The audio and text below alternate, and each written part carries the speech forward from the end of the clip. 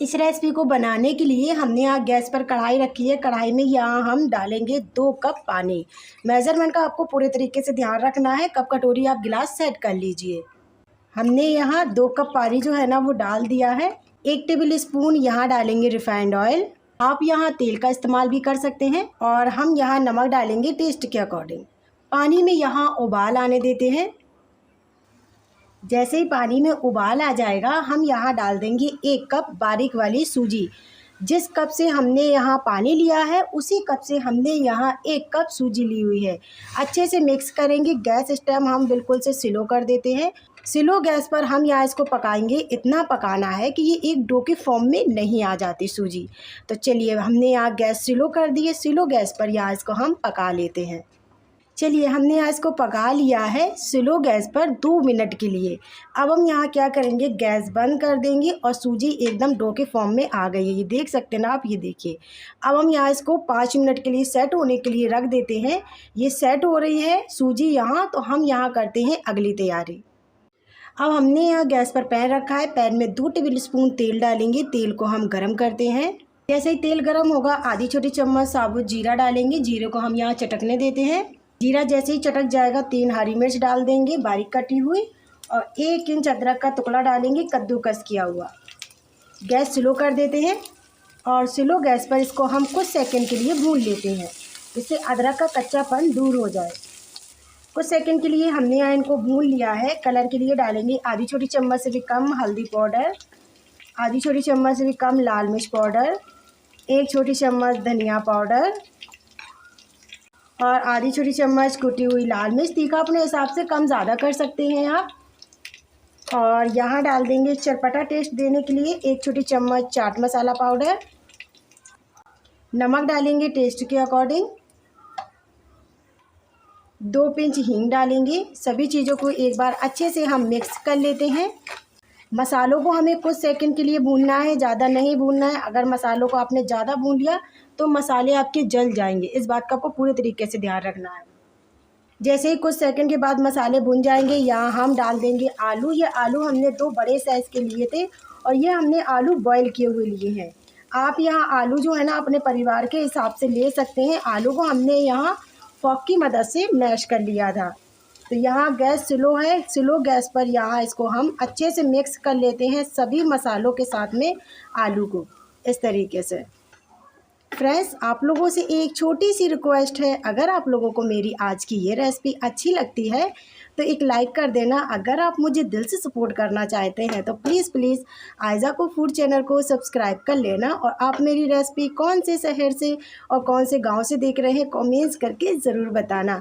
जब आप लोगों की प्यारे प्यारे मैं कमेंट्स पढ़ती हूँ तो मुझे बहुत ही ज़्यादा खुशी होती है। तो हमने यहाँ मसालों के साथ आलू को अच्छे से मिक्स कर लिया। इसके ऊपर डालेंगे बारीक कटा हुआ फ्रेश धनिया। यहाँ डाल देते हैं बारीक कटा हुआ फ्रेश धनिया। हमारी यहाँ चटपटी टेस्टी स्टफिंग बनकर तैयार हो गई है, झटपट वाली। तो हमने फटाफट से गैस बंद कर दी है। फ्रेश धनिया डालने के बाद अच्छे से मिक्स करेंगे और हम इसको साइड में रखते हैं और हम करते हैं अगली तैयारी। अब हमने यहाँ लिया है एक बाउल में डालेंगे आधा कप गेहूँ का आटा। थोड़ा थोड़ा पानी डालकर इसका एक हम घोल बनाकर तैयार करेंगे। एकदम से पानी आपको नहीं डालना है, इस बात का ध्यान रखना है। पहले थोड़ा पानी डालना है, फिर थोड़ा पानी डालना है। थोड़ा थोड़ा पानी डालकर इसको हमें घोल लेना है। हम यहाँ 2 से 3 टेबल स्पून पानी और डाल देते हैं और अच्छे से मिक्स करेंगे।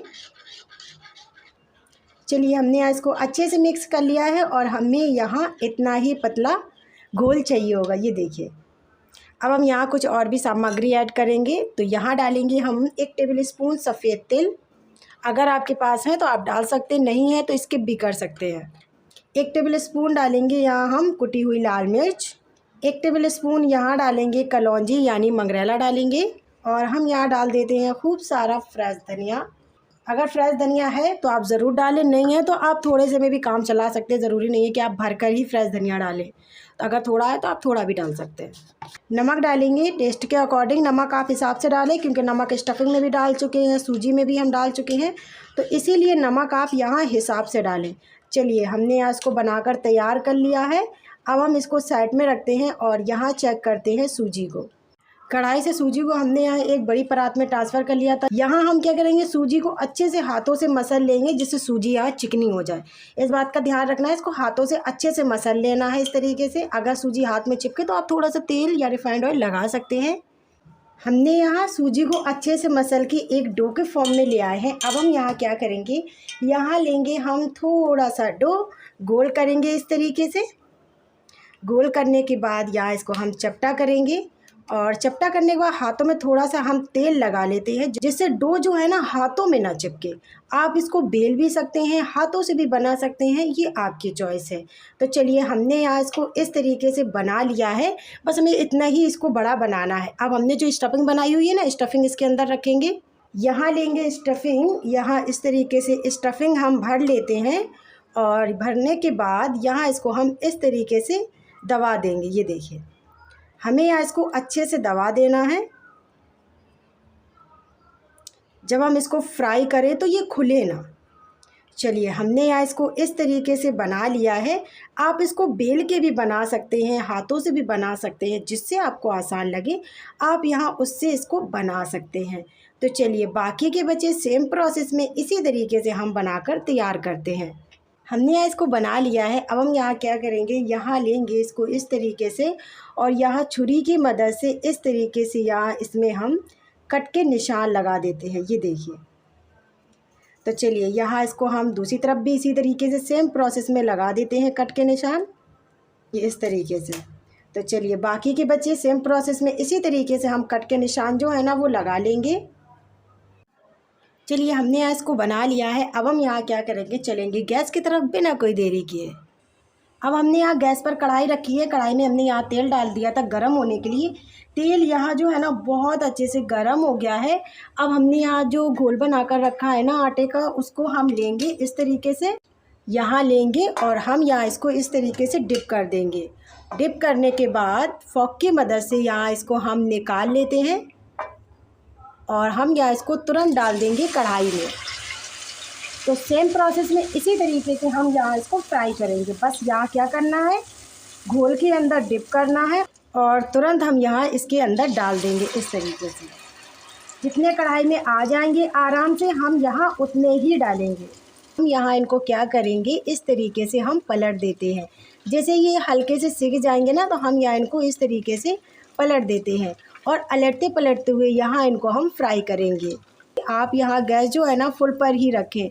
हम यहाँ इनको पलट देते हैं, जैसे ये हल्के से सिक जाएंगे और पलटते पलटते हुए हम इनको फ्राई करेंगे। चलिए हमने यहाँ इनको पलटते पलटते हुए फ्राई कर लिया है और इसमें आ गया है बहुत ही प्यारा कलर। हम यहाँ इनको निकाल लेते हैं और बाकी के बच्चे सेम प्रोसेस में इनको इसी तरीके से हम फ्राई करेंगे। चलिए दोबारा भी सेम प्रोसेस में यहाँ इनको हम फ्राई कर लेते हैं डालकर। चलिए हमने यहाँ दोबारा भी डाल दिया है। दोबारा भी हम सेम प्रोसेस में इनको फ्राई कर लेते हैं। चलिए दोबारा भी हमने यहाँ इसको पलटते पलटते हुए फ्राई कर लिया है। चलिए यहाँ इसको हम सर्व कर लेते हैं।